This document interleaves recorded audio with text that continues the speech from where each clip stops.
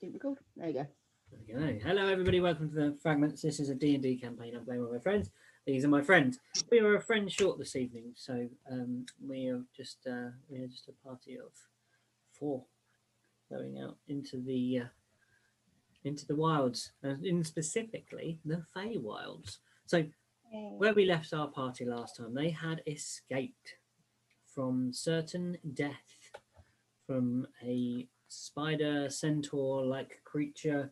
They dived into a log and followed 2 elf-type-like creatures, but not elves. They were more flower-like, plant-like type creatures. They were fairy goths. Just deal with it. Yeah, Fairy goths. We love fairy goths. yeah.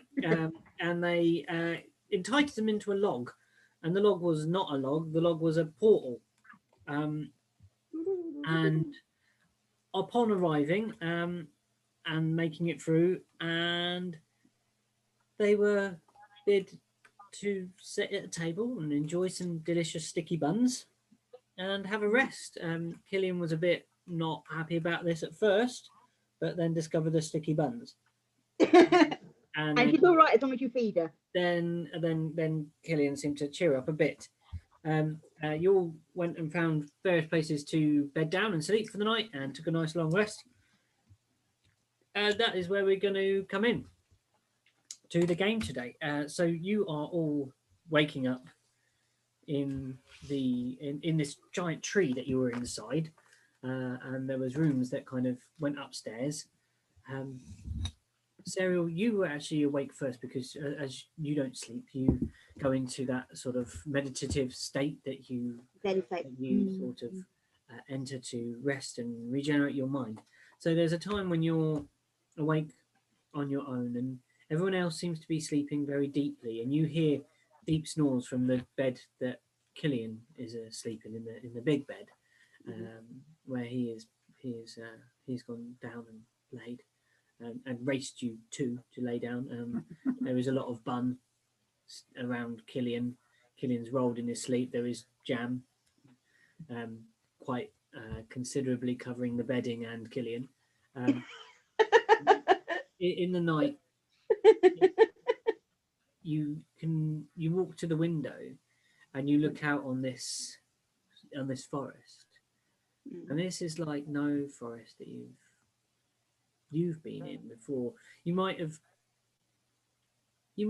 stumbled through patches of forest that look like this, but not on this scale. This forest, its blooms grow in strange lines, strange curves. Geometry of trees that you're used to is askew. There are too many curls, there's too many extra tendrils that reach and grasp and wind round stuff, and the hues of the leaves are purples to dark browns and pinks here and there. Even in this twilight you still see these, and the twilight is peppered throughout with the glow of bugs that flit through the space, and then larger glowing creatures that fly with great haste through the passageways and in between the trees and branches, and up the older trees there are like stepping stones of bracket fungus that hang to the side of the trees, and they release an eerie blue glow that lights the path beneath. And as you hop, as you look, you see little things hopping from one to another, using them as steps to climb the trees, and you see a whole miniature world going on between while you stare out into this kind of like a mauve darkness, like kind of a sunset with a little mist that kind of clings to the floor of this strange place. And gradually the sun does rise and the colours of the leaves become more vivid and pinker and brighter, and some of the nocturnal creatures seem to hide and duck away, and gradually the glow of the fungi recedes and they just look normal-ish fungi, much larger than you're used to, and even more bulbous, and the spots are different colours. The varieties are peculiar to you, even with your druid eyes. These ones, you kind of half recognise the species, but then you kind of go, no, because it's not got the right fronds, or it's not got the right gills, or those spots wouldn't go with that one. And it seems like a mishmash of things, like just nearly there, but just like tilted slightly. It's the best way to describe it. So eventually, everyone begins to rise, and you make your way down to the spiral stair room that you first entered, with the door that they were told not to. The two sort of children, Gist and Liliet, were told not to open. And you make your way down. Did they leave the key in? Sorry, say again? Did they leave the key in? Did they leave the key in the door? There is no key on the door as you come down steps to it. You all arrive down, and Gunther comes down and joins you at the table. And there is there's the two flower elf goths go and fetch some more food. This time it's lighter food. It's not such a heavy, sticky thing. There's like sweet little berries, and there's some nuts, and then there's a bread of sorts. But it's like a bread that's got, when you bite it, there's too many holes in it. Like it's more air than there is bread, but it's still very filling. And there's a strange butter that you put on it, and it mostly sinks into the holes and kind of becomes one level surface rather than bread with butter. It's like bread imbued with butter, and it just sort of is level with the slices as you take them. And you can Jax, you're sitting opposite Gunther, with Kills. Serial, you're sitting next to Gunther. Jax and Kills, can you make a perception for me? And what's your passive, actually? What's your passive, guys? Passive is 11. Okay, yeah, you're gonna have to roll while you're sort of looking at these guys. I rolled a 13, so 14. 6. Oh dear. You, Jax, look at Gunther, and you realise his movements are bizarre. They are slow, and he's like looking at Serial and doesn't realise that you're looking at him. But everything Serial's doing, he's kind of copying, but like really trying to watch. And like, as she takes a slice of bread, he'll take a slice of bread a minute later, and she'll pick up a knife and dip it in the butter, and then he'll do the same and go, and he'll really be focusing on like how she's moving the knife along the bread. And then she'll take a bite, and he'll watch it go right to her mouth, and then he'll go, and he'll take a bite, and then you watch you chewing. And all this time, Sarah, you don't see him at the corner of your eye. And Killian's just involved in the breakfast, and only Jax actually sees this. I'm gonna leave. How big is the table? The table is just as wide as maybe a couple of feet, maybe 2.5 feet wide. Like, so I can't. So if I stand, can I sort of lean over the table and get hold of his shoulder and sort of? Yeah, you could give easily, him a shake. Easily reach over. Yeah. I'll reach over, I'll grab his shoulder, give him a vigorous shake, and be like, "This is no time to be half asleep." His head rocks back and forth, and he blinks, and tries to draw his focus onto you now and looks at you and goes, good morning. Can I help you?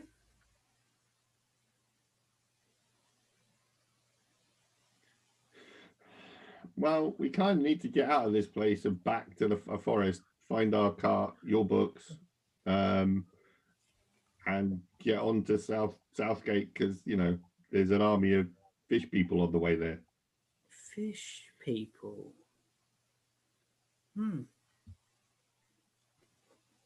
He takes a bite of bread. Fish people.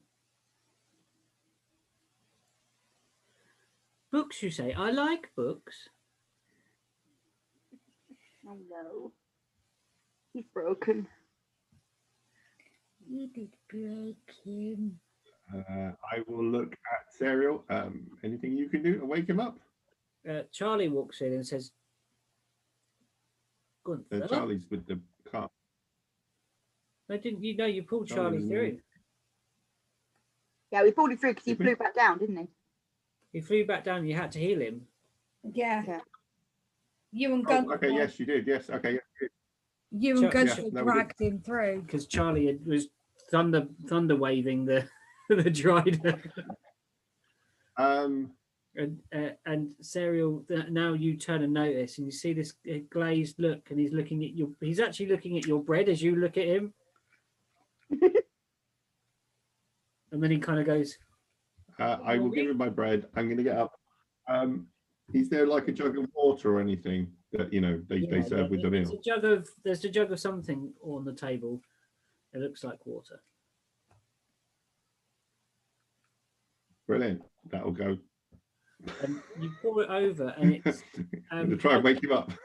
as you do, like it drenches him, and he looks, and then his bread is wet, and he just puts his slice of bread underneath his beard, and he's looking down and watching the liquid drip from the beard into the bread, and just smiling. We need to get out of this place. Like now. Are the goth fairies about? They're pottering in the kitchen at the moment, like the kitchen bit that cupboards. I'm going to potter into the kitchen and go and speak part to of the same circular thing. There's a oh, bit right, so it's all the same space. There's a bit that's a table, and yeah. So very open plan, very modern for like a sort of for a treehouse. As Serial's sort of looking in that direction, we need to get out of this place. They need to open that door again. Mm-hmm. I'm gonna what was the fairies' names again? Lilette and Gist. Gist, J-I-S-T, and Liliet. Oh, I put J-Z-S. J-Z-S. J-I-Z-T. Gist. Yes. There seems to be a bit of a problem with our friend Gunther here. You couldn't enlighten us as to what could be. He looks like he's enchanted in some way. Any ideas what could be causing this? They were deep in conversation. Can you make a like a perception check as you walk over, just to see what? Oh, what's your passive? Oh, something low, about 11, I think. No, you're like probably 15. Because you're an elf in this one. Oh yeah, I'm thinking of the other character. Sorry, I know I've just crushed it. Passive perception is 15. Yeah, you would have heard a little bit of their conversation as you walk over, and it's like they're saying she's going to be so mad. I said not opening, but you said we should. I said it would be fun. I said it'd be interesting. And then the other one said, but you actually pressed the thing. You actually turned the lock. You turned the handle. You had the key. You should have given me the key. And they're basically having this kind of argument About what they shouldn't have done. Yeah. And I'll go. I put my head sort of right close to their heads. Yeah. They obviously haven't paid any attention. Yeah, and then you say the thing about your about Gunther. Yeah. They say, and then Liliet walks round to look at him, and she looks at him in the face, and she says, "We need to probably take him back to bed quickly. What's the problem with him?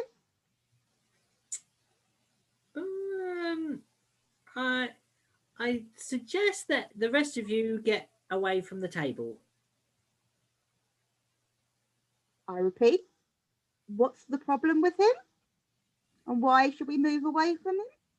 I think he's got Fey touched, and you don't want to get Fey touched because you'll end up like him. Okay, so at that point, I stand up and usher the others to stand up and move away from the table. Kills. Okay. Does Fey touch mean if we get him back into our realm, he wakes up? There are ways to sort of Fey touched, but like I said, is it Jackson? I'd get up from the table. You too, Dragon Man. Okay. Well, I've already touched him this morning, so you know if it's contagious, I've already got it. You don't look like someone who's got it. You said you touched him. Make a DC 11 wisdom.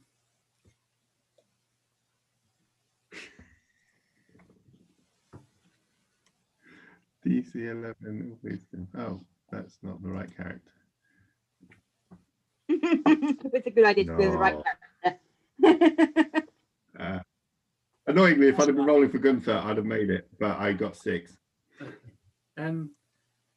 A glazed look overcomes Jackson's eyes, and he now looks at Gunther, who has liquid dripping off of his beard, and you get a piece of bread and start trying to mop up the liquid dripping from Gunther's beard.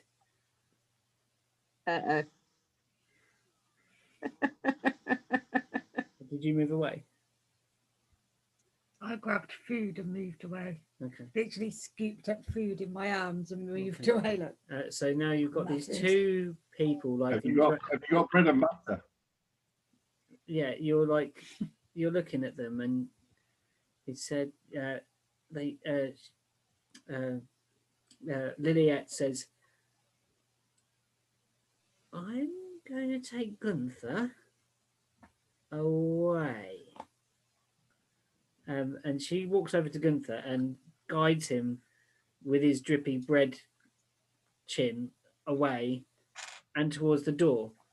You, Jax, try to follow the source of the drippy, delicious waterfall of Gunther's beard, but are unable to move towards the person at all. The only way that Gunther is being propelled is through a sort of pull along system where Liliette is guiding this kind of bemused looking character who looks up, smiles, keeps saying, "Good morning." And then going back to the bread, she leads him upstairs. You two are staring at Jax, who's looking a little bit disappointed, but then just puts his fingers in the butter and holds the butter on his hand and then puts the bread on the butter that he has on his hand and starts like consuming the bread and butter off of his hands. Literally sounds like Ali. What do you do? Sounds like Ali. What do you do? So I don't think we need to be anywhere near Jackson either. Is there anything you can do to Jackson? It's only just got him by the looks. I say to. By this point, Gist has come over and says,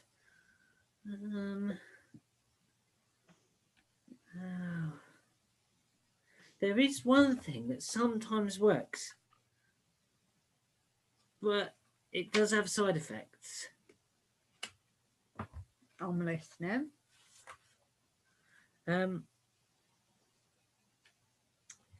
Here, she goes over to the kitchen and comes back, and she's got these little blue berries in her hand.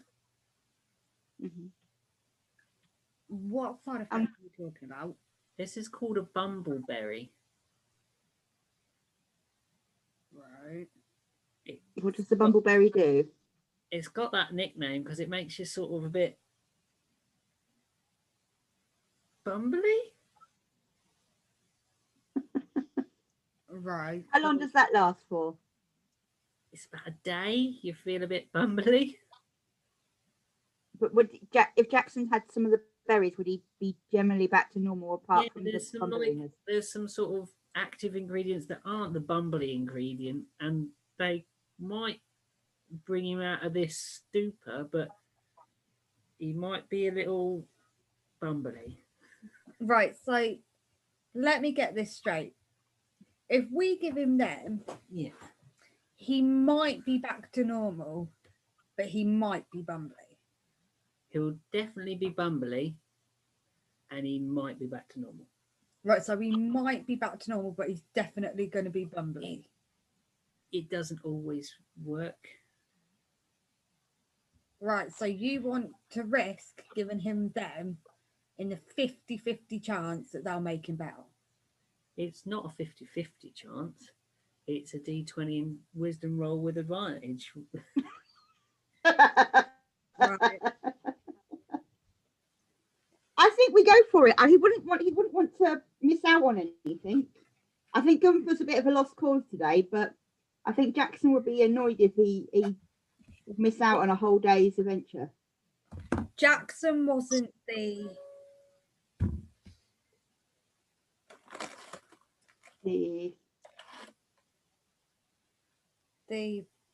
Jackson's the carrier. He wasn't the No, Gunther's the carrier. He's infected. I think you mean host. Host? yes, Gunther's the host, yeah. yes. So you've got I'm very tired. she offers you the berries. It might do. Right. What do I have to Jackson, do do? you want? You can Do just you, feed want, him. do you fancy using the feed him. berries? Feed them to Jackson, see if it brings him back. Do it. If they don't work, I'm Then he's coming out. bumbly for a day. It's only a day. I'm sure he can cope. If he gets worse and not better, Well, he won't get worse than this. This is just being Fey touched. He'll just be Fey touched and clumsy. Yeah. I really Do it. Give him the berries. So I just take them out of my hand. You take them out of Gist's hands. Like, I can't touch Jackson, can I? Be quick, she says. Right, okay. So I get the bread that's on his hand that he's currently nibbling, and I like push it down with my finger, put the berries on the bread. Yeah, and the hand goes back to the mouth. Make that wisdom save again with an advantage for me, please. I love that laugh. I got 15 that time. Okay, yeah. So you come out of the stupor, but immediately the bread that you're holding, you drop. And then you try and take a drink of water to try and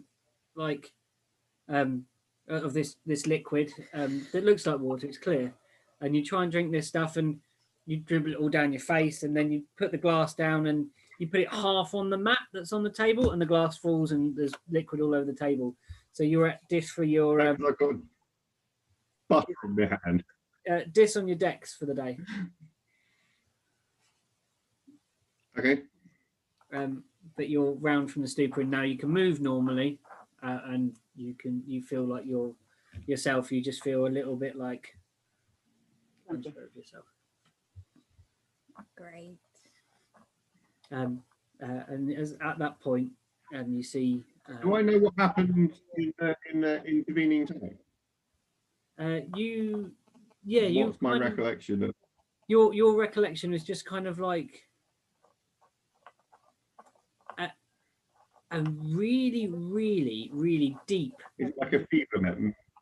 You can remember it. You just really like remember being deeply interested in the littlest things. Like when you were looking at the bread, a lot of the time you weren't looking at the bread, you were looking at dust motes or motes of pollen that were moving near the bread. But when you were looking at the butter, you were looking at the sheen on the butter, not the butter itself. You were looking Okay. at that, and then the processes that made the butter.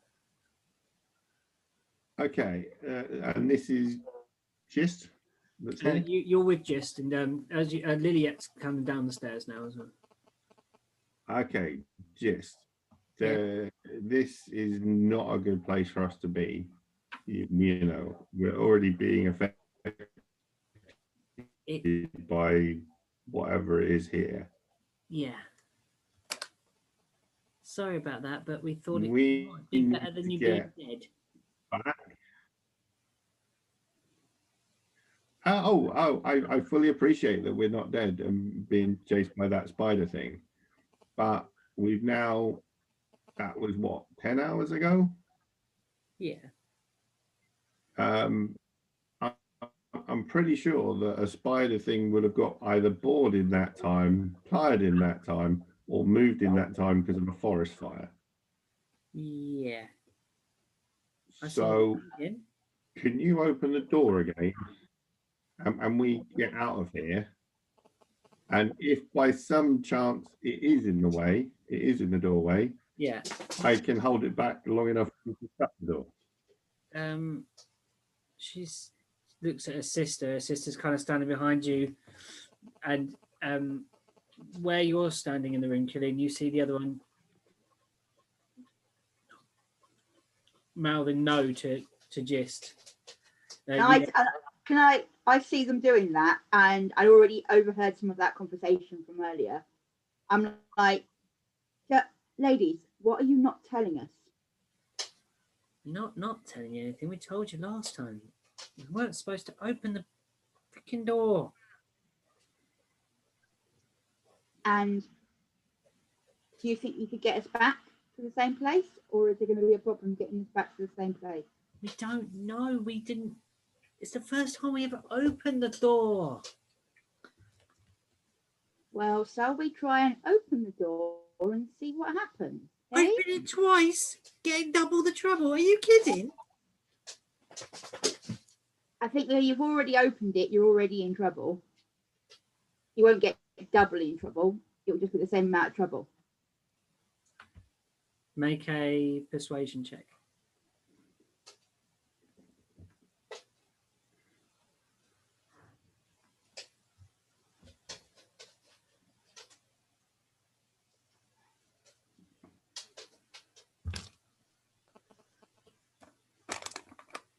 $18.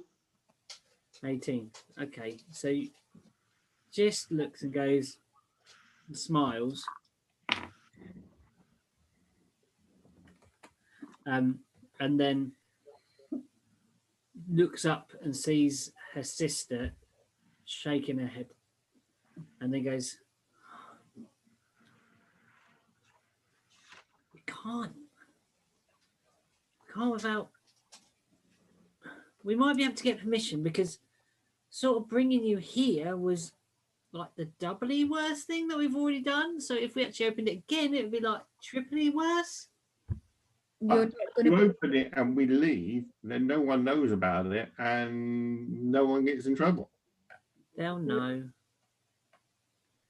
You're not really in as much trouble with them as you will with me if we don't get back.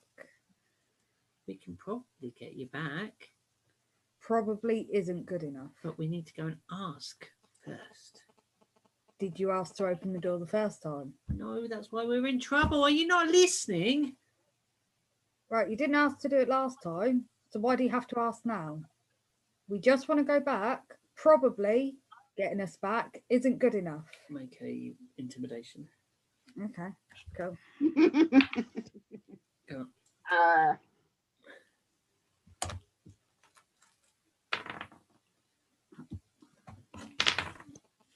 Can we have that other light on? Sorry. Yeah. I'm struggling to see me dice that I'm not on it. I think it was quite dark in your room. Ready? Woo! Daylight. Woo! There we go. Is that your light boxy thing? Yeah. Yeah, that's how good it is. Isn't it? 20. So you look to you say that to which one are you saying that to? Whatever one said that she could probably get us Gist. back. So Gist you say that to, and then she looks up again and looks at her sister, and her sister is like, and she's scared, but looks at her sister and she's even more scared of what her sister is conveying to her about what's gonna happen if they don't get permission. So they're like, look, I'm sure that we just go and speak to her. It's morning. She was happy in the morning. What was the boss called? Because I haven't loaded that bit down. Orchid. Orchid. So, do we all need to go and see Orchid then, or do you have to go and speak to her on our behalf? Let's go see Orchid, and I think your friend should stay here. We've made him up a poultice and we've popped it on his head of Mumbleberry. So he's probably not going to be able to walk too good when he comes round, because that's going to be a severe infusion into the skin. And yeah, but it should bring him round. Maybe today, maybe tomorrow. But you guys look all right apart. Well, how you feeling, Jax? annoyed mostly. Annoyed. I'm so sorry. Look, come with me. Come with me. Out of interest, Sorry, Matt. did I eat all of did I eat all of the bumbleberry, or is there still some available? There's the bumbleberry. How many did you give him? There was 3 in her hand. I gave him all 3. I Gave put him all all 3 on the bread. There But is now some bumbleberry mush on the bread, not a complete bumbleberry. Okay. All right. Say you were going to force wanted one some down. bumbleberry. What we No, I was going to sort of see if I could grow. I was going to take berries back and see if I could grow bumbleberry. Damn it. Oh, Jack sets his own bumbleberry farm up, just quits adventuring and just sets up a bumbleberry farm, making bumbleberry wine. I really like that image of you feet up, like your battle axe is now like a footstool or something. I love that idea. Oh no, it's what he uses to get the bumbleberries down. Oh yeah, these mighty skills, and like just collects bumbleberries, like brutal axe swings, and it's just like catches all these berries. So they say, "Come, follow us. We'll go see her. I'll see how she's feeling." That doesn't sound like a guarantee. I don't think we're going to, Killian, I don't think we're going to get any sort of guarantee from these girls. They're frightened. That we're going at the best time. They said that she's best in the morning. It's morning, so it's not going to be ideal because they're in trouble, but I think this is going to be our best bet at the moment. You start proceeding down the spiral stairs. They start proceeding down the spiral stairs. Say, come on. Don't want it to get to noon or anywhere near noon. Certainly not dusk. And they proceed down the stairs. Follow along. Cool. You follow down. I will. Serio, you're familiar with this. I will have a death grip on the banister.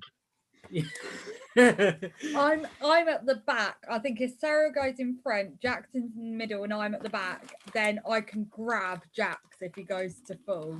Because I think out of me and Sarah, no offense, and this isn't because you're female, it's because he's a huge ass thing. I think and you're a big ass dragon. Able to grab Jax and hold I think that's actually overselling. I think it was, if someone needs to be full on, I think it doesn't want to be Killian. Is the actual honest truth. Yeah, that's what you're trying to get out of getting him full on you. No, you were yes. Oh. I didn't get what that was about. Well, if you're in front, you're going to get fallen on. Oh, all right. I'll go in front then. Sorry.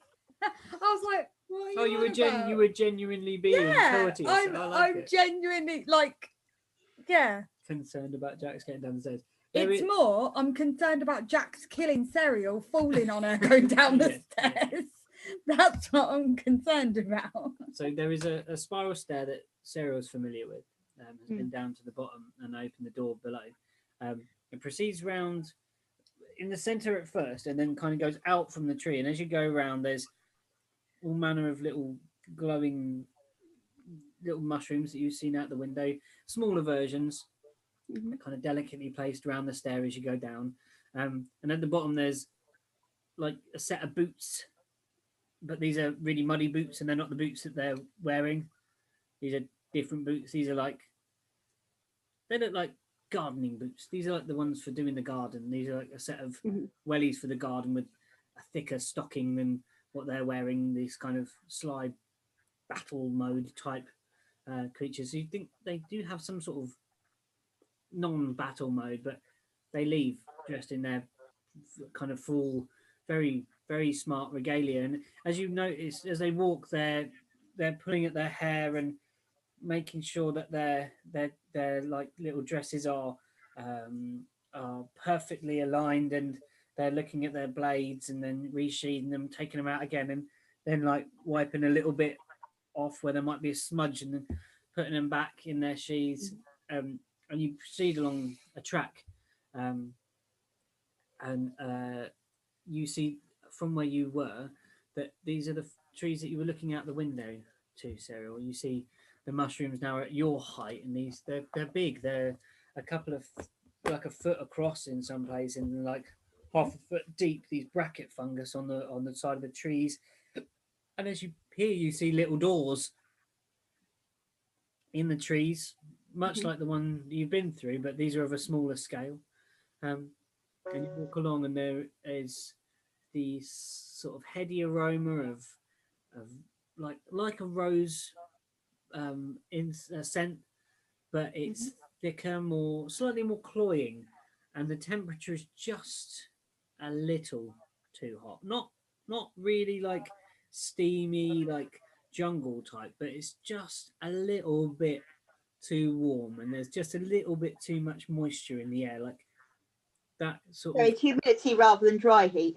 But it's not making you breathe too much, but it you can feel it kind of just about beading on all of your skins, like as you proceed along through this track that heads and winds between the trees and underneath fungi and round strange plants that some of them twist and follow you as you proceed past them, watching you almost with eyeless intent. They lead you along to a small trickling river, and the water in the river is silvery blue as it glints in this strange light of this land. And the bridge is built, it's not grown like most things that you've seen, of little tiny stones intricately put into the thing, each one a tiny little jewel somehow bound together by a mortar you don't know what it's made of. Can I, as we get to the river, sort of kneel down next to the river and sort of basically wash my hands because I've got butter and shit all over them? Yeah, you can. And as I do, can I fish a pebble out of the river and pocket it? Yeah, of course you can. So you reach down and you crouch down into the river with your hands.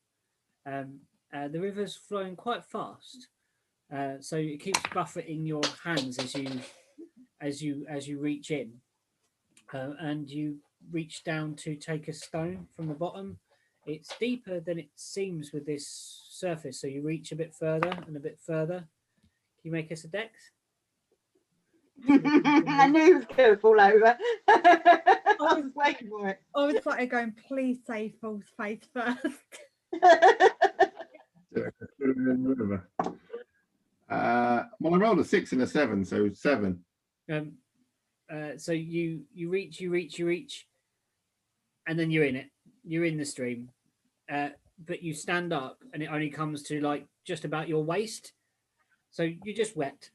There's nothing that seems to happen. You manage then to reach down and get the stone, the pebble that you were aiming for, and the water's just pushing against your legs.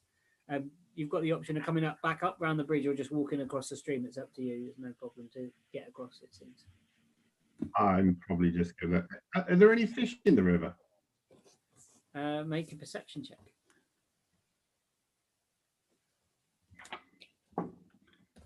15.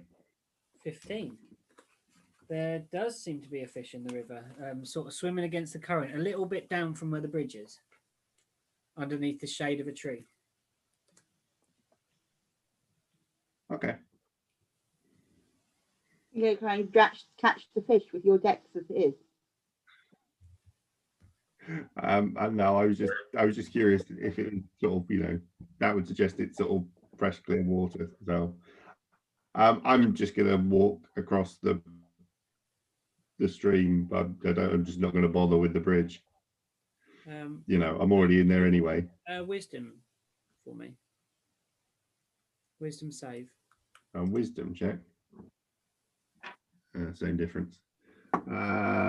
10. You doubt if your decision to go across the river and not catch the fish was the right one.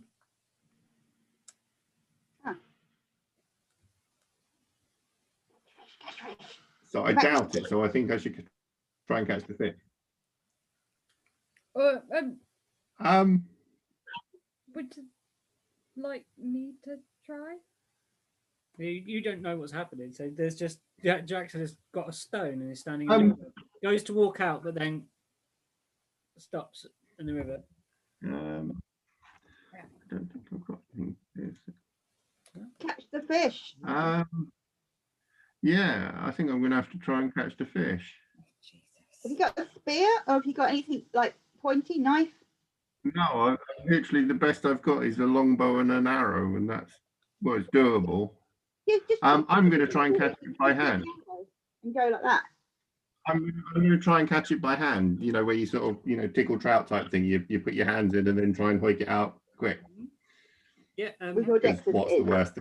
As you near this, you saw the angle you were at. You only kind of saw a shadow of a fish moving, and as you near, as the angle changes and you can look down upon this fish. It's about sort of 25 feet away from where you went in the river. You look down, you see it's actually glowing orange. It's really glowing in the shade of where it is under the tree, glowing bright orange.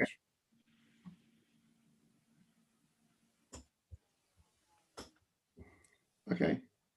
Catch it. Yeah, I'm gonna try and tickle a fish. Okay.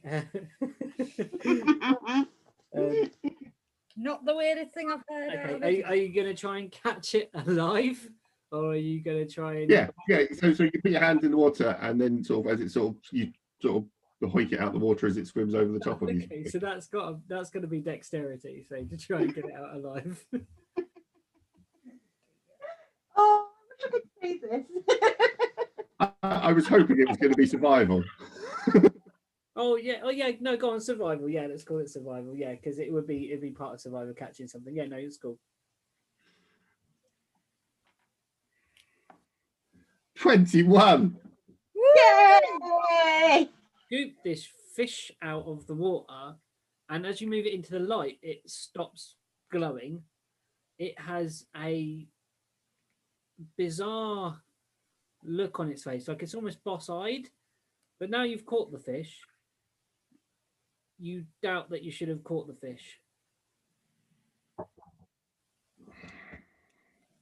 How big is it? I mean, are we talking like a trout, or are we talking like a? We're talking tuna, like a decent sized trout. This one. Okay. I will sort of look at it just in a, can I try and work out what it is fish wise, as in sort of, naturey, and then I will, You having think- had a look at it, I'll let it it's back a into the trout? water. You think it's a trout of some sort? Okay. It's obviously an orange glowing trout. You get a rainbow trout, so this is an orange glowing trout. And I will let the fishy go back into the water. Make a wisdom save.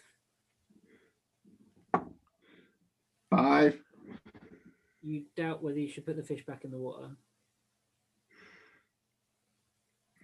Oh, so it's going to be the opposite because you got a low score.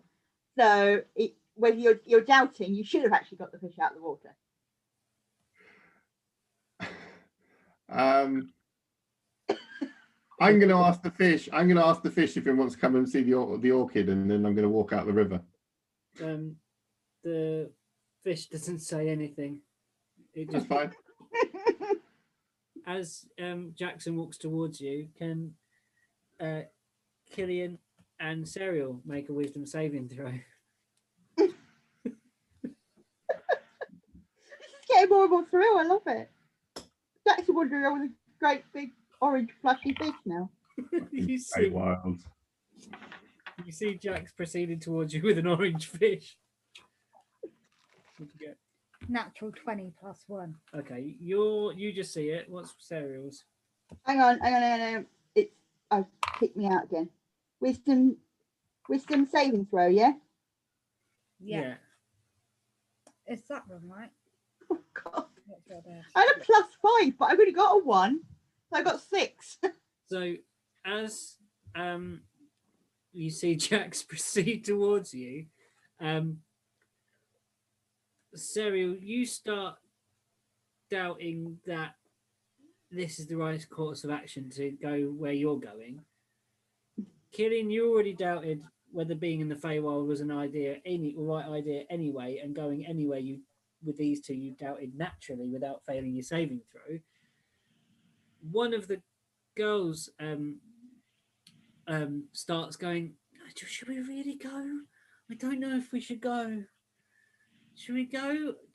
I really don't want to go. And Jackson is just really chuffed that he's got a fish in his hands.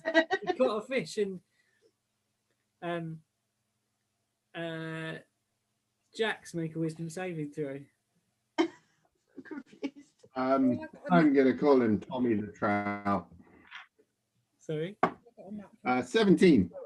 Yeah. You're not confused. You're still in your normal self. Sorry, Jax, was it?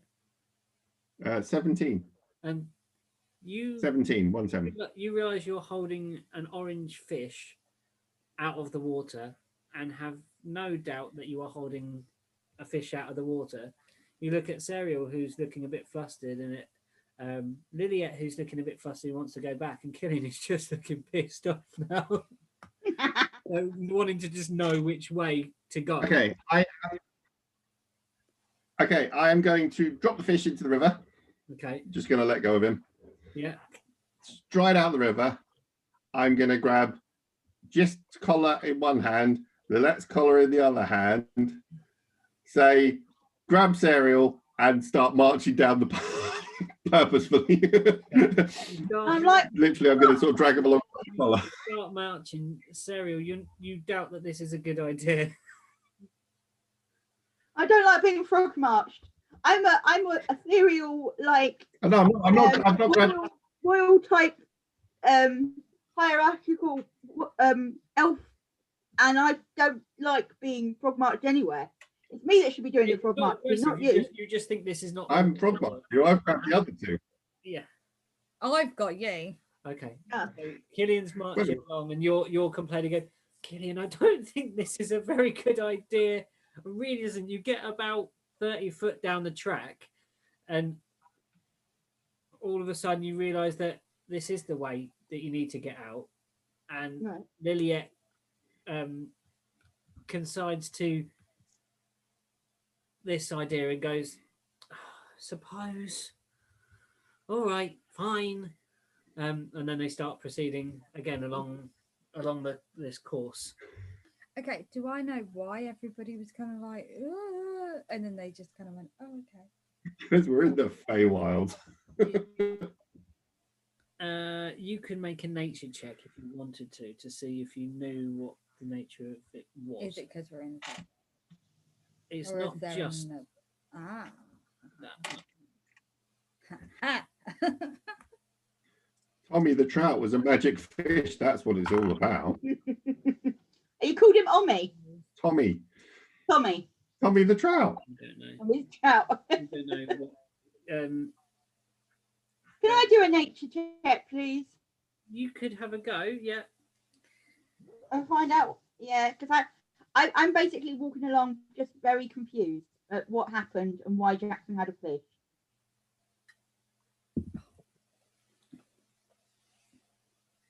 I'm so tired. You just need sleep. You've been tired the last couple of games we've had. Yeah, I know. That's because I've been doing so much. And then today was just busy. Right, what do you get? Look, I don't like my rolling anymore. 7. You have less of an idea than Killian does, and that's saying something for someone who is of nature to know this.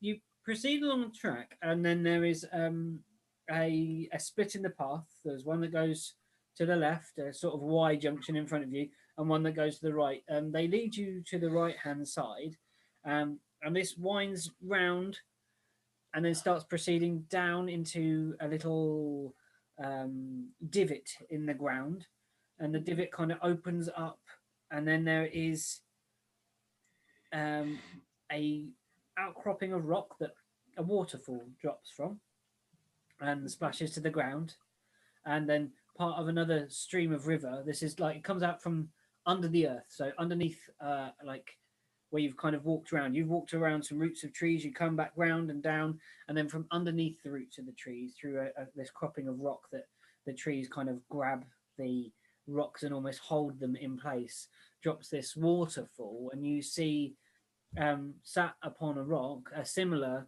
slightly older looking version of these creatures that you have found. And they visibly smarten themselves up again. So we see them smartening themselves up, so we try and sort of smarten ourselves up. I try and stand a bit more upright and more what's the word? Like regally? Is that regally? Yes, more regally.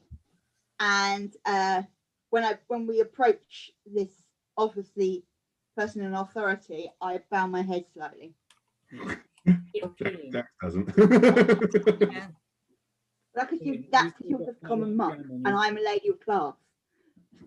I just kind of look down at myself and go, you approach the character, and the two female plant elves, pixies, walk forwards, and she doesn't look up. The one at the waterfall, sat on a stone, just a toe in the water, waving her foot back and forth. I wondered when you'd show up. I said, don't. I do not want to hear it. And she looks up. 1, 2, 3. Oh, Charlie. Charlie didn't do any of the things. Sorry, I just realised Charlie's with you. That would have been hilarious. Charlie, 1, 2, 3, 4. 5 broke through. Where's the other? They both look at their feet, and they kind of do that thing where you twist your toe in the ground. Mm-hmm. He got Fey touched. Did you do the? Yeah, we did the. Didn't. No. A couple of days then, I suppose. Right. You two, sit over there. I'll deal with you in a moment. And they slunk over and they go and find a rock and then similarly dip their feet in. They take their boots off that are sheer to their legs. They're almost like, you know, when you pull the flower out of a stem, Mm-hmm. that's how these boots kind of come off. Like they're almost like part of the thing, of the person. And they dip their feet in the water. And despite their somber looks, they smile slightly as the water trickles around their feet, glistening in this pinkish light, and the stream glows blue still, this kind of crystalline blue. She looks up at you and says, "Let me apologise. I'm sure did they tell you they weren't supposed to open the door?" Yeah. I nod. They're far too young to be playing with plain doors. It is not their prerogative. It is not their duty. Just so happens they inherited a house. Happens to have a plain door in it. Now their grandmother, when she was with us in this shape, was a great woman of the woods. Fantastic. Looked after, dipped into your realm, and back again, and ever so gently, lightly touch. We don't really want to, unless it's for fun, mess with your world or you with ours. Now, you're here, so we need to resolve that. But I have a pressing engagement. And I do not have dinner guests. Will you be my dinner guests? And then after this dinner, we'll see about getting you home. I look at Jackson and Killian, who are not very happy about being here, but I'm quite happy to have a dinner. I like the idea of having a dinner with a queen or a person in authority. It sounds nice after being out on the road with ruffians and on the sea with ruffians for God knows how many days. I just came over to Jack's and I'm like, by dinner, does she mean food? And I hear Killian and go, yes, lots of food. And then I stand in front of Killian and go, we accept your invitation. Thank you. Without even giving Jackson I'll lean over to Killian and go, I will lean over to Killian and whisper in Killian's ear, yes, but you could be the dinner.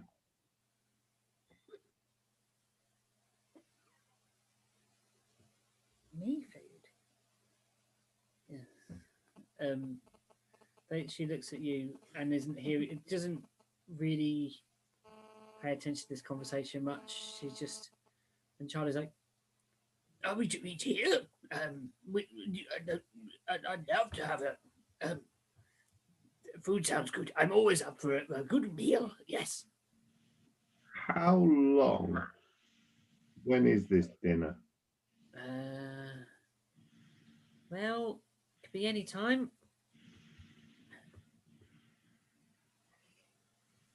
Okay, let's go now then.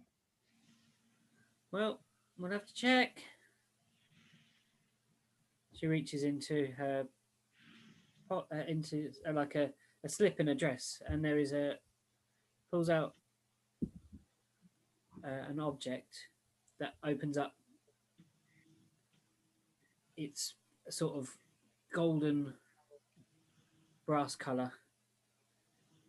Checks it and closes it. Says, "Oh, we're not late."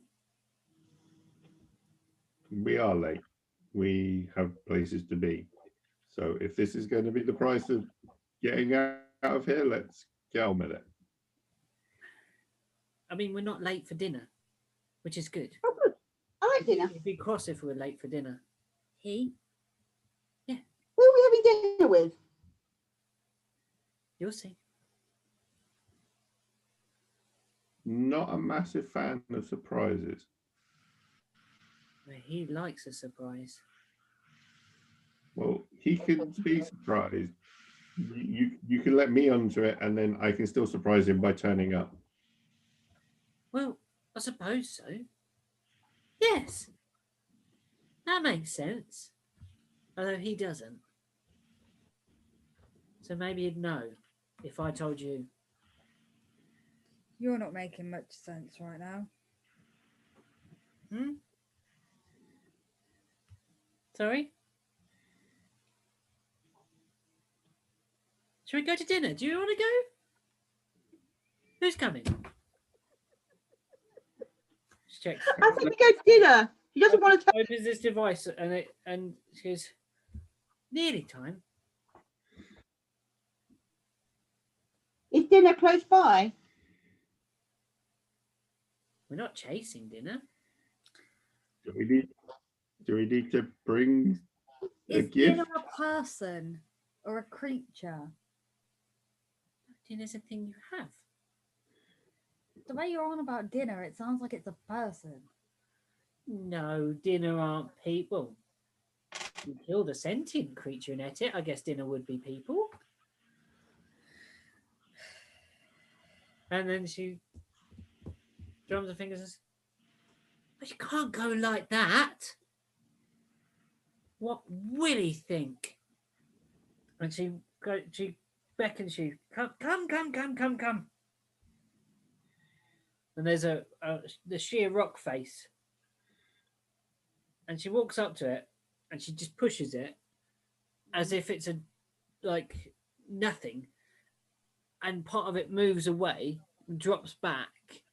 And inside, it appears to be, at the end of it, the water is now sort of channeled along, and it's opened up a section where the waterfall drops down inside of the wall, and you see a perfect reflection of yourselves, shimmering because the water drops, but it falls in such a way that it creates an almost perfect reflection of each of you as you stand looking at this water. And as you look,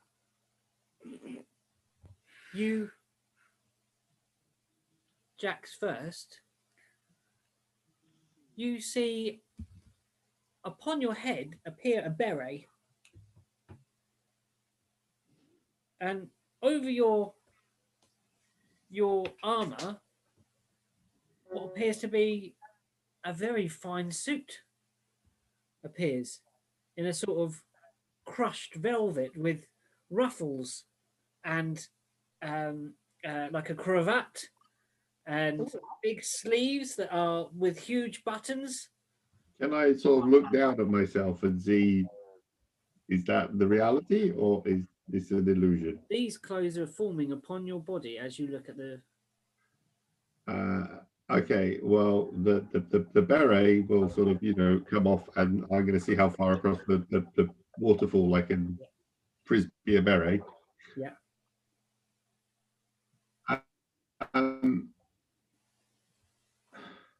I thought you said he liked surprises. He likes surprises, but he likes well-dressed people also. So as the beret leaves your hand, it's no more. As soon as you kind of let go, it's gone. Killian. Okay. Killian, your suit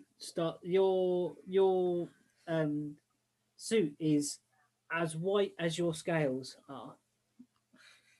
It is pure white with It's almost like an admiral's jacket.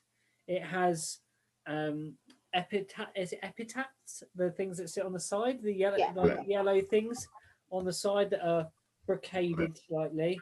It has got big gold buttons that form down the front.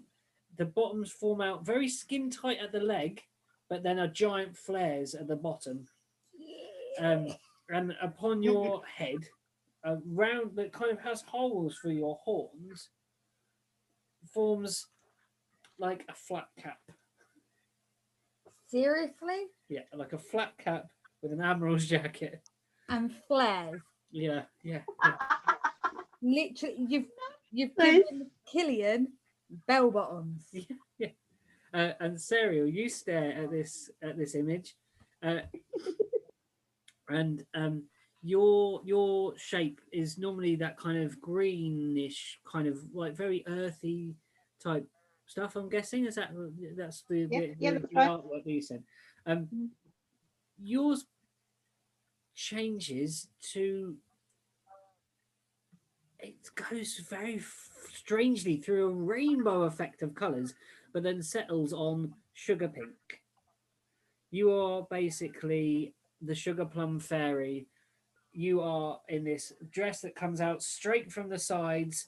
It poofs out, then in. There's legs sticking out the bottom with little shoes on. And Charlie stares at it. And Charles's image is his normal grey, grubby cloak. Sort of evaporates and turns and unknots itself, and you're suddenly exposed to a view of Charles and his pants again. And it kind of then re-wraps round him, and it is a silken blue thread that that almost moves on its own. Like even when the wind's not blowing, the silk blue of this outfit, and with white, fine white trimming that kind of trails off. And where the threads are loose, they trail off too, like beyond the proportions of the cloak. They kind of waft around him, and he seems like the very calm part of the storm that he worships. And she says, "Right, you're about ready." So it's it. We're late. We're late. And she claps her hands, shuts the thing, and there's a large table in front of you with seats all around it. You're dressing like a loo roll doily doll. Basically, yeah, that is exactly what you're like, the most sugar plum you ever. I think, like Serial, you feel. Oh, you see, I had you as a little ballerina in the music box. Oh yeah, a combination between the two, either one of those loo roll doilies or like a pop-up ballerina type thing. And Killian, you're looking like you've fallen off of maybe like a Beatles album cover. And Charles is just like happy, like he's just like, well, isn't this exciting? Killian, I like your outfit. I don't know if they'd suit me, those flares. You look rather handsome. He doesn't. He's not happy. He says, well, he pulls a chair back for you. Killian. Oh. And Charles sits next to And him. I look at Killian and go, remember there's going to be food, Killian. Lots of food. Are Lilette and Gist coming? You see a little moment later, there's a, and then they two appear at the side, and they're wearing ridiculous outfits. So one of them is yellow and one of them is blue, like what they were wearing before, but all of the gothness is gone. So where it was black, it's all yellow and blue. They look like, do you remember the Wild Boys from Hook? Yeah. Yeah. Kind of like those bright color outfits, like that kind of, but not tribally, but yeah, like I know. Do you remember that? What was that show called? Oh, I can't remember. I'll remember it in a minute. It was like an Australian drama where like there were all the kids that the tribe. It was called The Tribe, and they all had weird face paint. It's kind of like that, like these little kids dressed up for like playing pirates basically, and their dresses are even shorter and weirder than they wore before, and they're just trying to pull them down and trying to. Oh, they don't fit this. They're used to being like these kind of wonderful, like spooky fairy type things that wander around. And there's a long table and there's chairs all around it. Kills is sat, Charlie's sat. Orchid goes and sits at the head. The two girls sit either at the base of the table, and Orchid sits at the far end. And Jax, do you take a seat? Well, so there's Orchid at one end. Are they just in the at the opposite end? No, they're next to her. They're not. So are they at the sort of the foot of the table? They're flanking her. Okay. I want to sit like not at the foot of the table, but like in the one next to it. So effectively, if whoever's hosting this party turns up, I'm assuming they're going to sit at that end of the table, and I'm going to be next to them. Okay, you sit. So he's like opposite where I am. Yeah.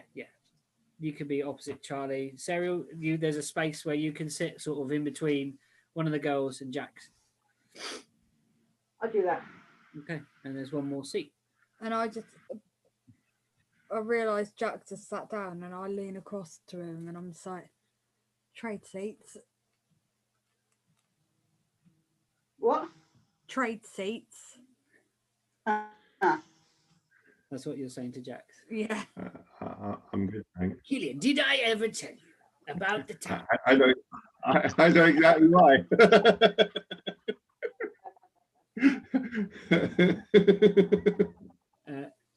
Charlie starts to try and regale you about a time that he's seen a fish.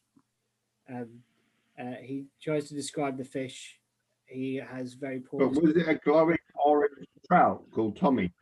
It was not a glowing orange trout called Tommy. This just seems like a corporeal material plane fish, a rather boring fish compared to the fish that you found, Jax. You overhear a Charlie's fish story and think, not my glowing Tommy, to yourself smugly, and a grin appears on your face as you think it's a glowing Tommy fish, did he? No, the grin appears on my face because I'm looking at the pain sort of expression on Killian's face. Yeah, cleric of Melora can't even catch a glowing Tommy fish. Like, just sitting there, like in your internal monologue, mocking Charles. Like smug as fuck. So I'm going to turn to Orchid and go, so when's our host appear? Soon, he'll be here in a minute. The table extends by 2 seats next to you, Jax. So another 2 seats appear like out of nothing. So there is another 2 seats and then a third one at the end. Yeah. Okay. And okay. How quickly can I like shut up a seat? You can jump to the next seat if you want to. But only next to Jax, not next to me. Yeah, Jax moves up 1 seat, so there's a space now opposite you, and next to you there is another seat on your left. But I know if I move up, Charlie's just gonna move. Yeah. Right, I move up a seat. You move up a seat. Make a perception check. Why didn't Jax do a perception check? Because that's not the side of the table.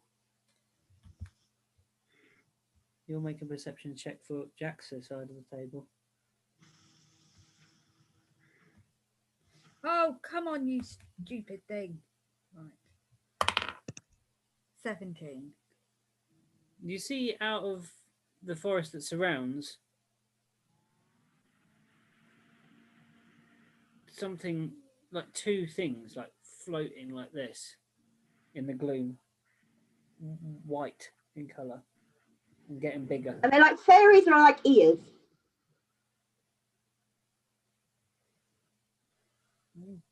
Do I know what they are? As it gets bigger, you see that these 2 things are long and white and have a pink inside, and they're attached to a white face with a pink nose and pink eyes. It is the bunny. It is hulking and massive, and comes over to the seat and pulls the chair out between Jax and Serial and sits down. It's wearing a jacket that's ripped at the seams.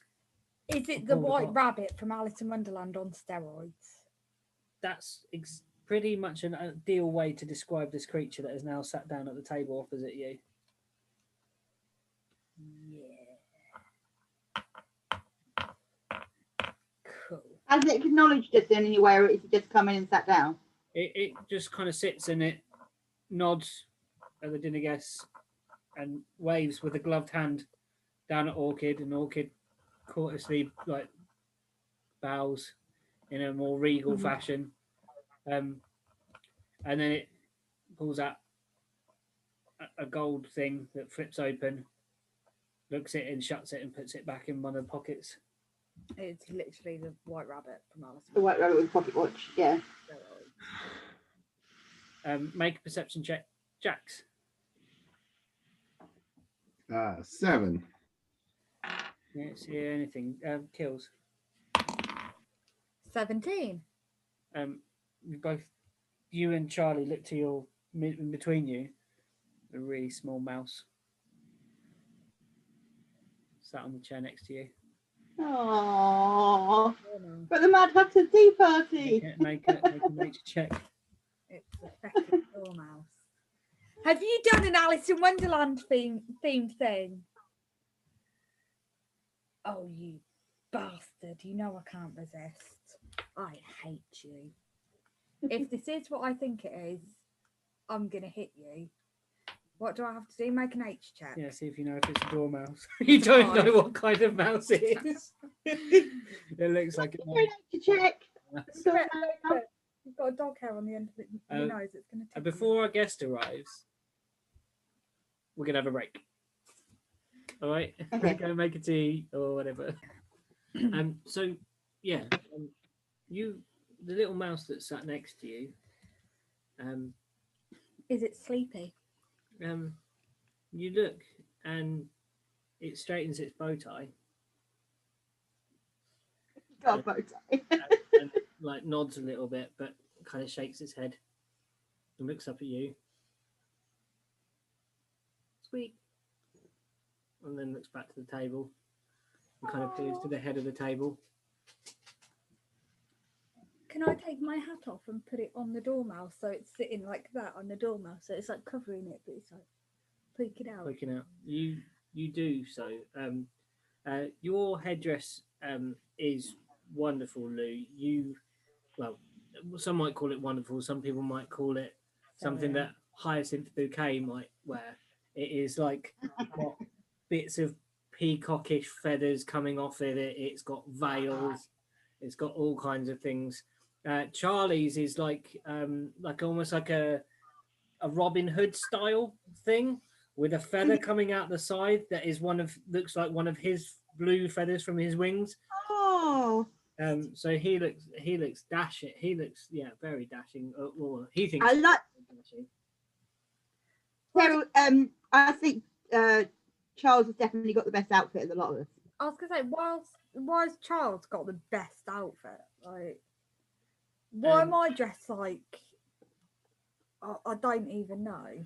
You hear this voice, and he says, "Where are your hats?" And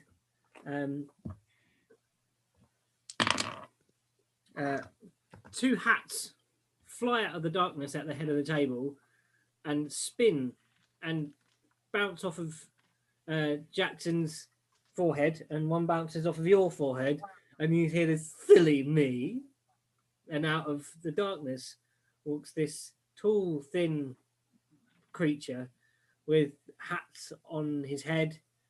Hats? Yeah, like one top hat with another top hat kind of perched on the side of the top hat. Jesus Christ! Right, Feathers and bands and all kinds of stuff and buckles, and puts down a sack of hats besides you, and says, "Yes, yes.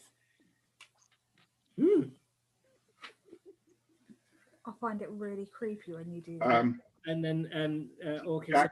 Jack will sort of look at the hat that bounced off of him, and then he'll sort of probably decide that that's not the right sort of hat for him, and then he'll go rummaging around in the bag of hats, and basically he's looking for either a beanie hat or a Shanker sort of kind of keep your ears warm hat, because we're going over an ice bridge. Okay. So if he has to have a hat, he's going to get a useful hat. Okay. So he either wants a woolly beanie hat or a sort of a ear flappy. Roll a d4.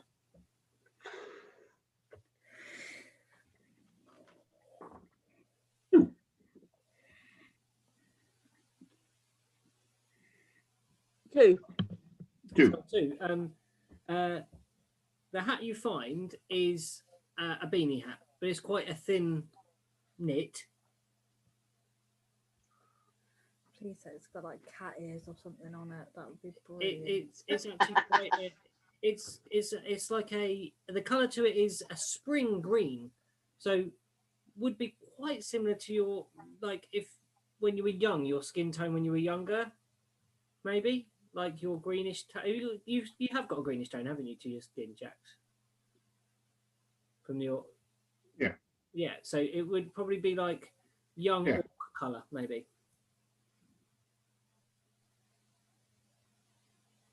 That sounds quite Okay. sensible. What's the hat that's been thrown at me? You look at it, and I'll roll a d4, and I'll tell you what it is. Oh, the hat that you look at is a kind of like a fedora, but it's again the same kind of color green. You could have had a fez. Can I have a rummage in the bag and see if there's anything black? Roll a d4. 4. This hat is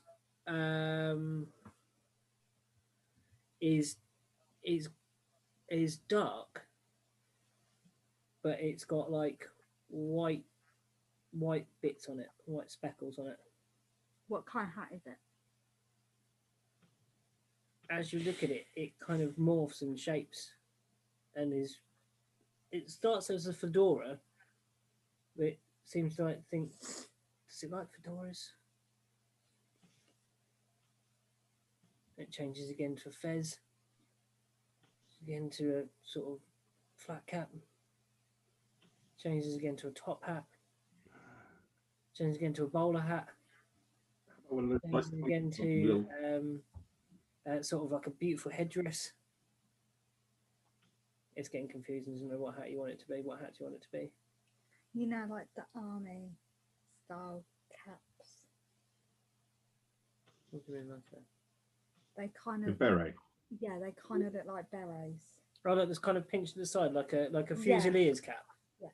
Okay. Yeah, it turns into that Fusilier style cap, but it is this Black with Black. white. Black with sparkles. speckles, yeah. I put it on my head and I feel very comfortable having this on my head. I look down at my dress. Then you make a Think about the headdress, and I'm like, well, Dex saving throw, please. sorry, say that again. I'm just hold on. I'm just getting Killian to do a Dex saving throw. Okay. If my phone. Sorry, I've got a real bad lag, so everybody's about 5-6 seconds after they actually All right. talk. 13 plus. 13. That's it. 13. You put the hat on, and you feel very slow, and you feel slightly cold. How can I feel cold? I'm an ice dragon. You feel cold of winter upon you, but it's not like freezing. It's like it just makes you so slow. That's good. Okay. And Jax, what are you doing with your hat?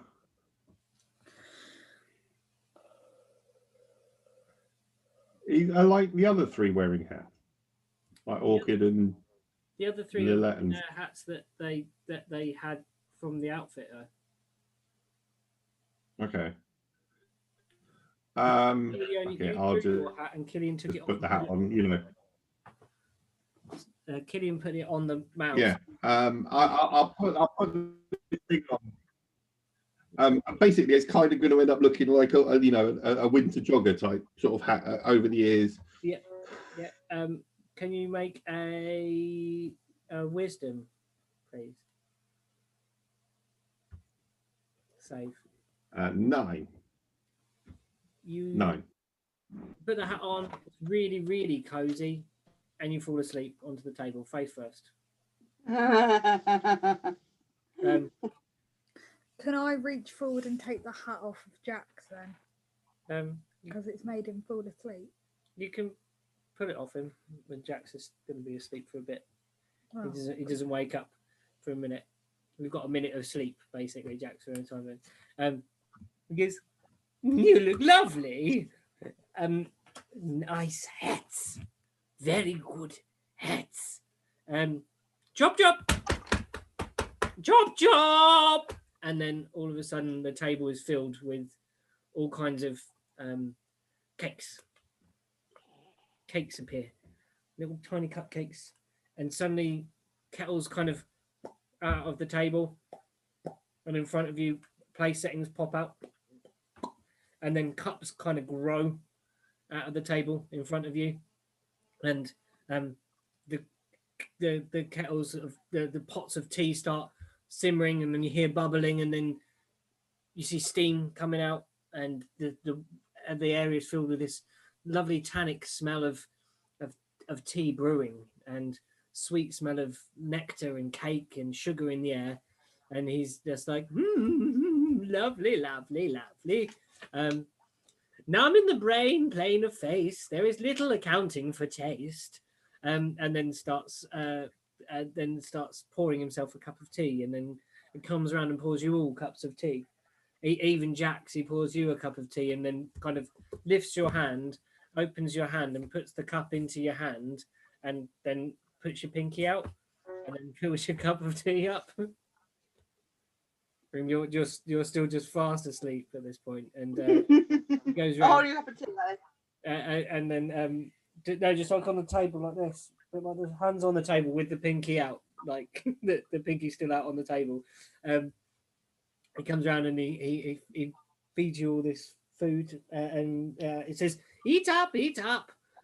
And there's several different cakes upon the table. There is like a cake with like a bluish berry in them on the table. There is a berry.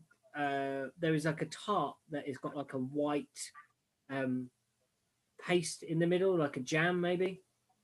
Mhm. There is like bread that you've had before, but this time it's like a salad sandwich, but the salad is like red and grass like. And then there are finely sliced mushrooms that are fried till they're crisp, and they look very crisp and brown. Can I have one of the sandwiches? You would like one of the sandwiches? Yes. You pick up a sandwich, and you feel your stomach feels lined. Your stomach feels very, very, very lined, but you feel a little silly.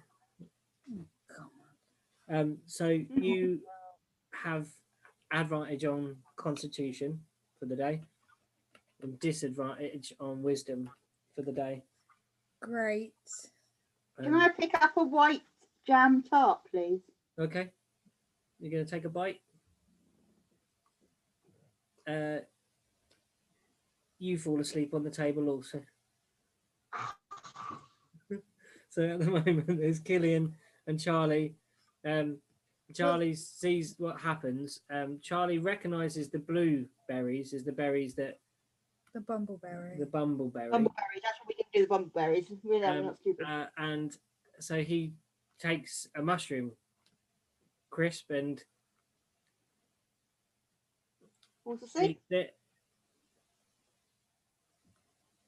And he just blinks and sits there and refreshing, he says. And the hatter goes round the table and he's chatting to everyone as he comes over, and he comes over to Killian and points to the one at the end of the table, Orchid, and says, "Majesty, majestic, royal blood. I've yet to test it, though." And then walks off, and then walks over to Charles and says, "Scoop a spoon and kiss the moon. Here and gone too soon." Amuses. Only the buffoon. And goes back to the head of the table and sits drinking his tea. Realizes he's forgot the dormouse. Goes over and pours the dormouse a tiny little cup of a tiny little tea out of a tiny little teapot, and goes, and then whispers something to the dormouse. And you're all sat around this table. Jax, you wake up beanieless, and you see I'm Sarah. probably going to spill a cup of tea because I'm not expecting it to be there. Yeah, make a dex. With the, 5. with your disc. Yeah, I rolled a 4 and a 17. Okay. Yeah. So you wake up with the effect of the mumbleberry. You actually are holding the cup, and you snap the handle off the cup. The hatter goes. The table goes quiet.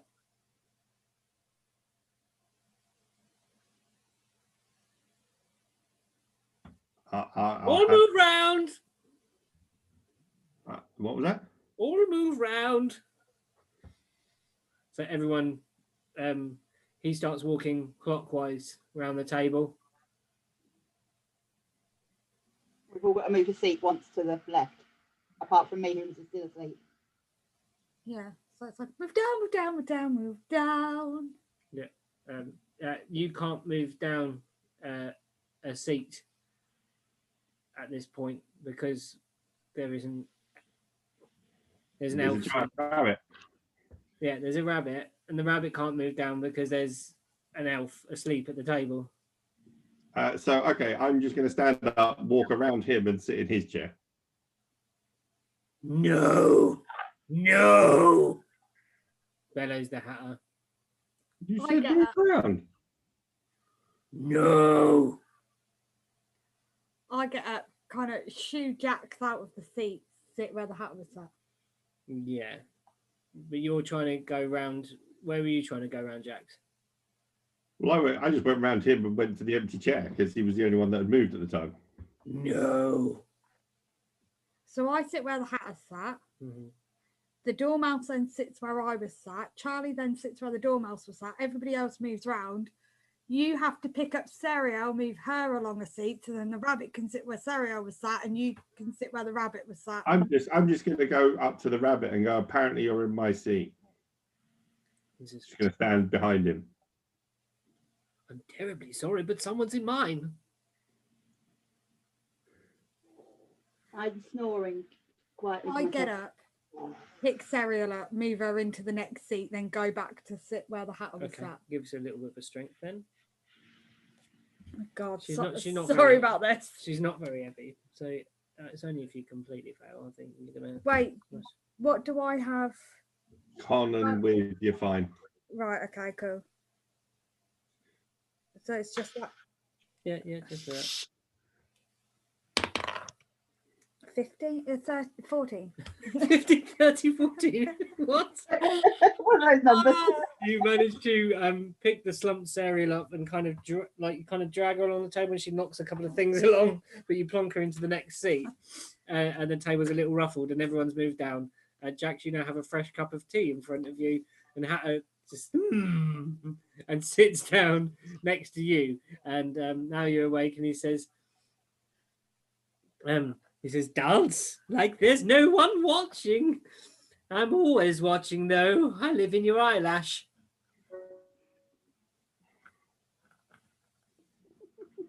Hey. This poor orc has no idea what's going on.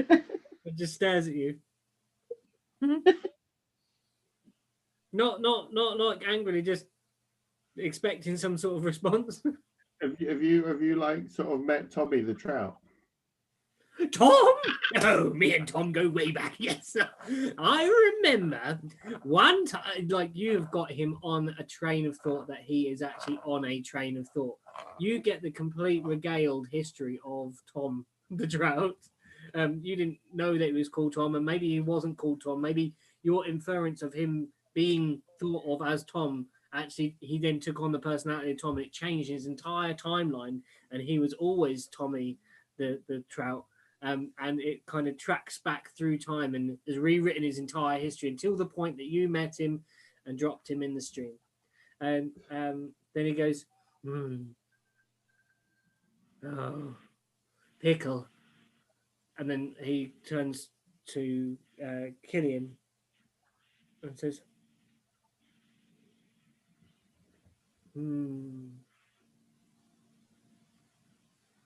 oh, drumming teasel brush.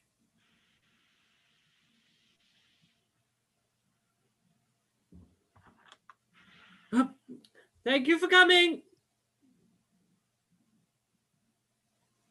Bye. I'm gonna get up and start walking off. And the rest of the guys get up. Am I woken up yet? Am I still asleep? You are still fast asleep. Oh, Alex, I'll sort of fireman carrier an unconscious cereal. You pick up cereal with ease. Although I should maybe make, it would be a strength check. I was going to say make a dex, but no, that's unfair. Make a dex. No, you make No, it's a that's not strength. me. I got a 16 at disadvantage on dex. Okay, so yeah, you pick up cereal with no trouble, dexterously, not breaking any more china. I think I'm going to sort of also, so I'm going to sort of have sort of cereal over one shot, and then I'm going to pick up the sort of the tray of mushroomy things. Yeah. And yeah, leave. Help yourself. There's about there are left on the tray after the dormouse has been feasting on these. There are 4 pieces of this mushroom crisp left. I turn around to the hatter, and because I was the last one he kind of spoke to. Yeah. I'd say, thank you for having us. It's more of a question than a statement. He says, muesli. Yeah. And just walk off. I'm like, He taps you on the shoulder. Reaches in his pocket. A really small turnip in your hand. thanks. Is it a magic turnip? Is it a different coloured turnip to normal? It is a slightly purplish turnip, but you can make an arcana check if you want to. Turnip's magic. Okay. You've got a beetroot, you mean? No, it's most definitely a turnip. It's a purple turnip. Oh, so I said it's a white beetroot, wouldn't I?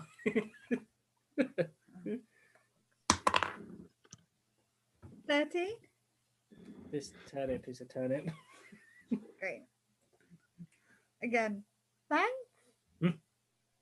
Yes. Snack for the road. What can I do with it? I don't Eat know it. where it came from. It's not mine. Cool. Thanks. Not a trouble.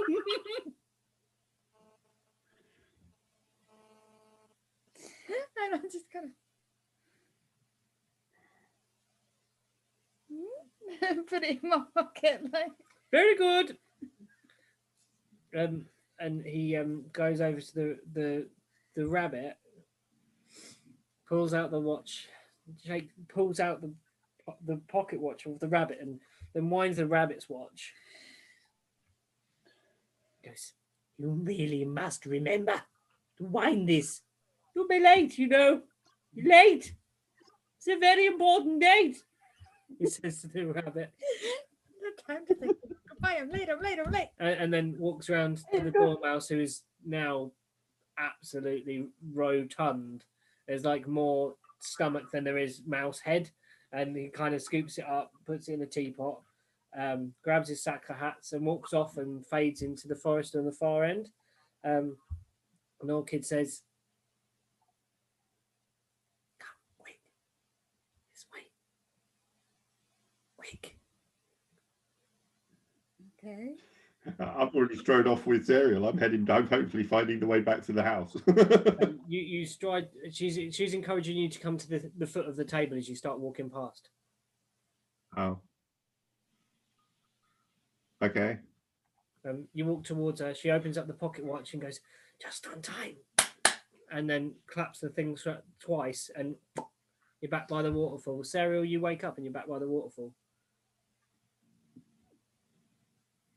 Am I full after I had like one bite cake? You're on Jax's shoulder. It's well past lunchtime now, and You're feeling cautious because you're hanging down my butt. Yeah. You're looking down. You've got an image. Well, no, you're wearing a really nicely tailored suit right now, so it's okay. But you imagine there would be some sort of green moon going on if you were looking that way. Normally. Then I sort of wake up from my daze and then realise I'm still dressed like a sugar plum fairy. Yeah. She says, "You better wash up." Orchid says to you, "Help yourself, use this." Use what?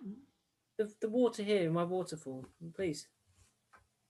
Okay, so I tentatively get in the waterfall, and I tried to get in the waterfall with the dress on. Still. Yeah, as you every bit of yourself that you put under the water turns back to your old clothes. Yay! Okay. I take my hat off and hold it up in the air. Your hat was from the hatter. So it won't disappear. Your hat's from the hatter. So it won't disappear. You stole my hat. Try and wash it. You've got both. Oh yeah, I still have your hat. I hand your hat back to you. Sorry, I forgot I had your hat still. I hand your hat back to you. I'm just gonna walk into the water. I'm gonna look around. I'm gonna look around for Tommy. Tommy's not in this bit of the string.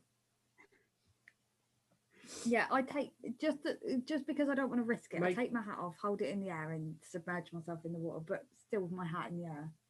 So There's plenty of little rocks poised around. You can just leave your hat on a rock if you wanted to. I don't want to leave my hat on the rock. Okay, you jump in and all your outfit changes back to your original sort of dark colours against your white skin. Sarah, you turn back to your earthy colours, and Jax, you turn back to your regular clothing, but your little woolen beanie remains. Okay. And what your woolen beanie does is it's called a spring hat. DC 16 wisdom saving throw, or fall asleep and remain unconscious for 1 minute of the wearer. Or no, it can actually be used as a thrown weapon, actually. So you make a ranged attack with it. Okay, is that an item or? It's not on there. It's a homebrew. Is that a? Sorry. Okay, hang on. Sorry. Okay, hang on. You'd have to write it as a note probably in your items, unless you homebrew it on the D&D system. Could you give us the details again in 2 secs? Yours is winter hat. So the target creature must receive a 16 dexterity saving throw. On a failed save, the target speed is half for 1 minute. In addition, the creature can't take reactions. It can't take either an action or a bonus action on its turn. It can take either an action or a bonus action, not both. And it's got to pass the saving throw before it can do anything. Every turn. Awesome. So I can use that as a weapon. Yeah, you need to put it in the notes though. I'd write it in now. Okay, I'm not going to write it in now because I will get Could you give us mine again, please? Yeah, it's called the Spring Hat. Yep. And it's target creature must succeed on a DC 16 Wisdom, or fall asleep and remain unconscious for 1 minute. The target awakens if it takes damage. another creature or another creature actions to awaken it. It has no effects on constructs and undead, anything that doesn't sleep.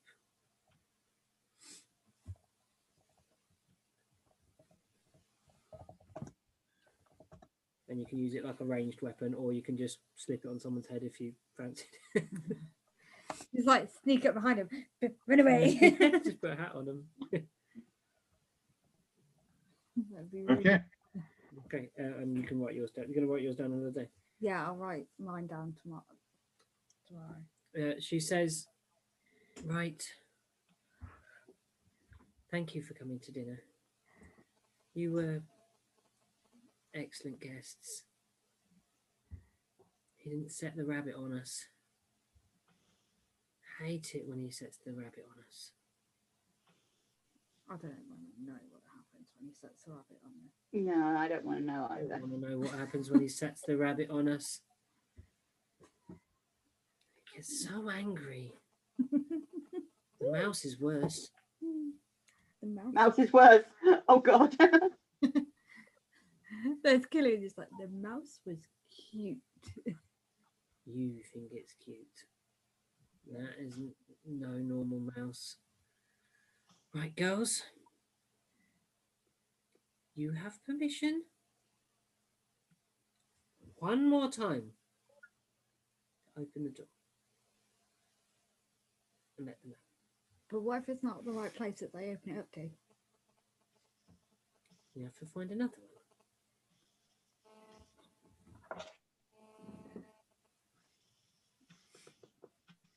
So we gather ourselves together. We wait by the door for the girls to open the door for us. Okay. We'll go and pick up Gunther, I'm assuming. Yeah, it's back at there. You can open that one, see if it takes them back to where and when they want to be. When do you want to be?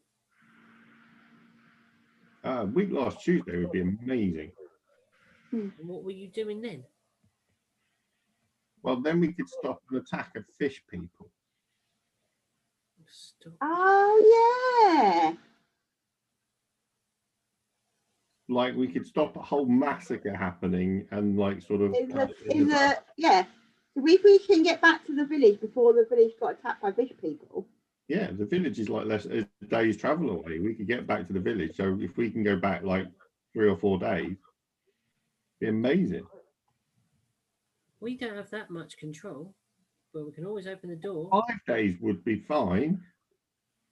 Well, you can open the door. It just is. We're not strong enough for. We kind of watch them and we travel through them, but we don't really know how to change them. Right. Can I look at Orchid? Do you know how to like open it and control it and change it and like can make it go where we want it to go? She says, that's beyond my ken. Are you going to do better than these two? I'm afraid there are very few that can angle the doors from the Fae. Very few. Let's just get back into our world and see if we can work it out. Okay. They start leading you back along the path, and you hear the trickle of the river ahead of you. Okay. You carry on going. So we got to the river. What happened at the river? Make a DC wisdom throw. Is that just Jackson or all of us? All of you. 15. DC wisdom throw. DC. Not what it is. 15 for Jax. Okay. I'm not sure what I'm throwing.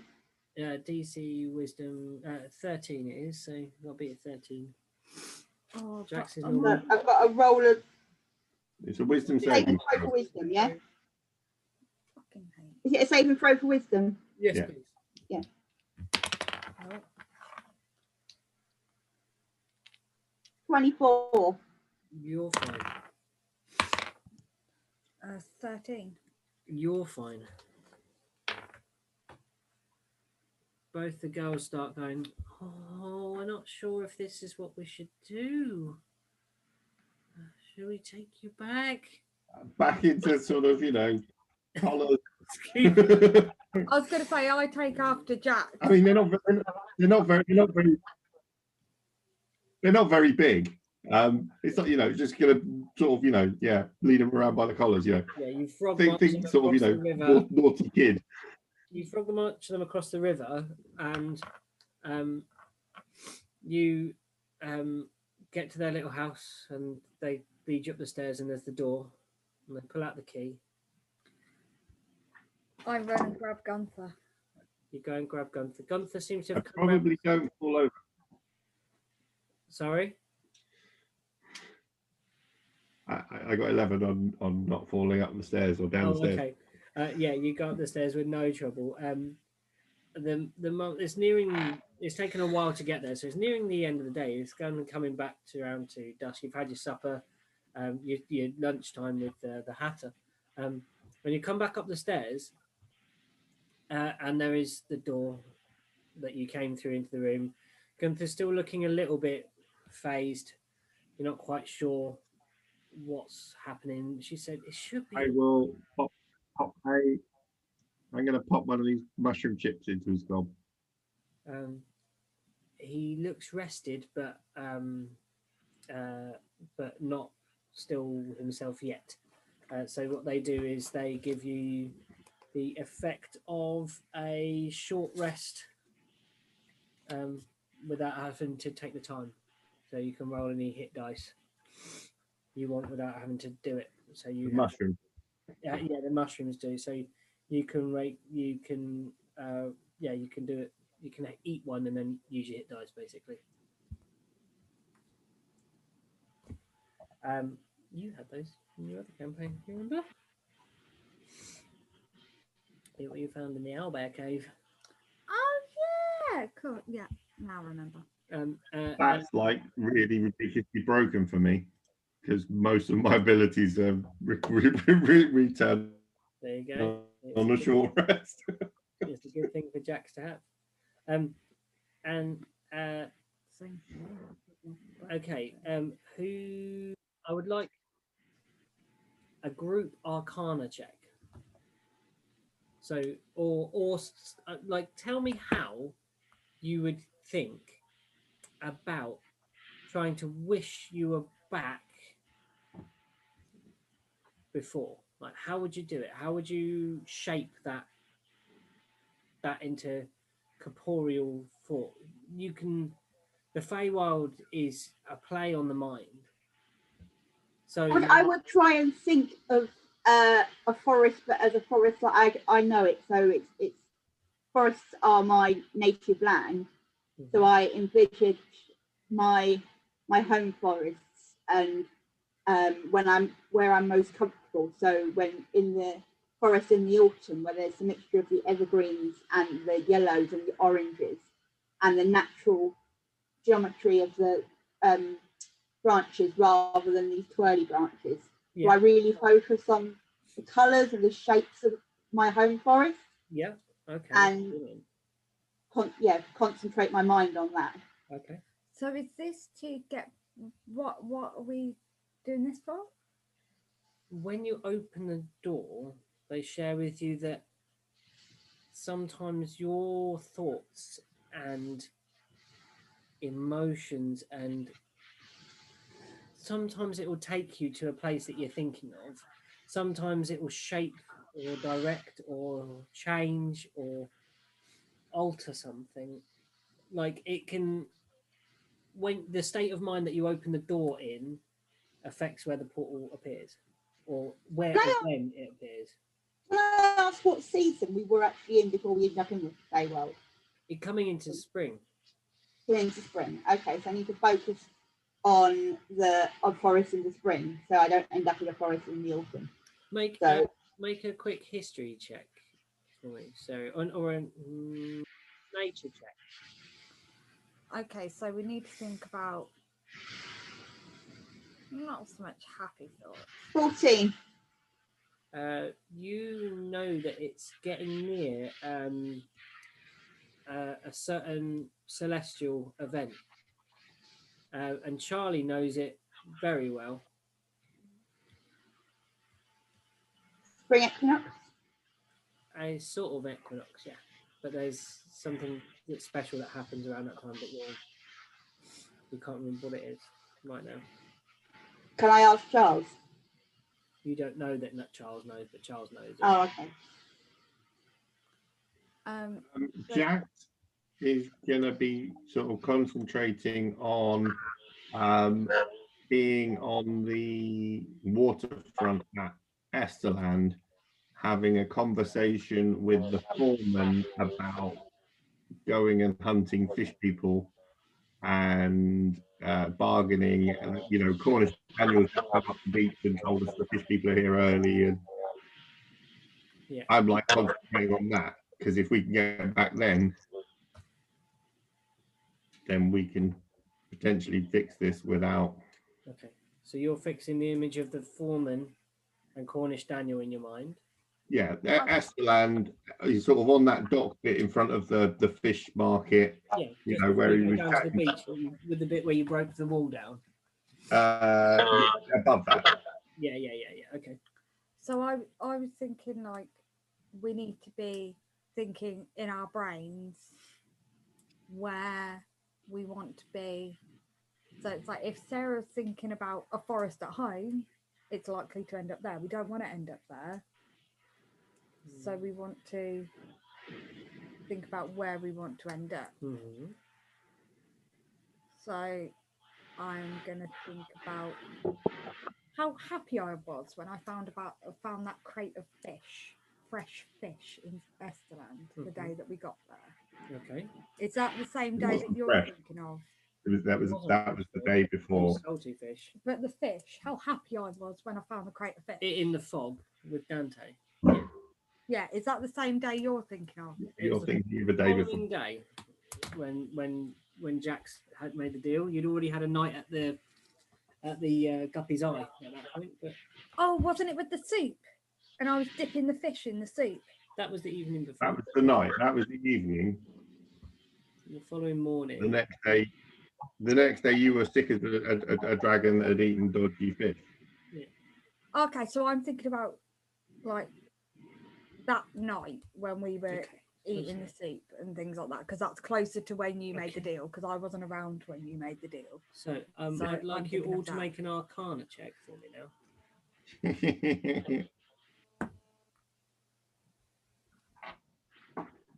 Ooh!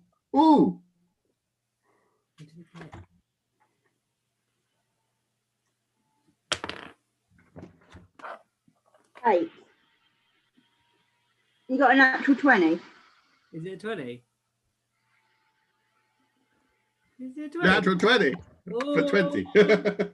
Okay. I got 4 plus 4, so I got 8. The door clicks open. And a thick fog billows out of the door.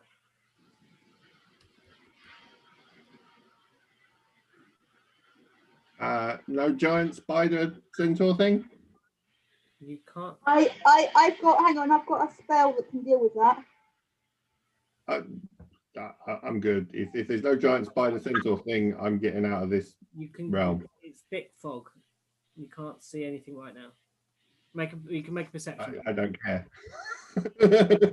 If it's not right in our face, we're going out. Yeah. Make a perception check, Jax. I rolled a 3 for perception. I made it roll a 3 for perception, but I'm still stepping out. Okay. You go through and out. Oh, I'm doing the same, because if that spider thing isn't on our face, then I'm taking that as a good sign. Okay. I'm going to do a spell in a minute when I find it. I know I've got a spell to blow stuff out the way. Gust of wind by any chance? No.